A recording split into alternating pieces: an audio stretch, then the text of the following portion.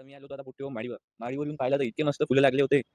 मस्त एक नंबर माहोल झाला, म्हणजे मनच खुश झालं ते फुलं पाहून. एक नंबर अप्रतिम फुलं होते. आणि आजचं वातावरण तुम्ही पाहिसाल ना, पूर्ण पावसाचं झालं असं वाटतं. आता पाऊस येतेच, पूर्ण इकडे आभाळ साभाळ आलेला आहे. तुम्हाला दाखवतो मी, हे पहा.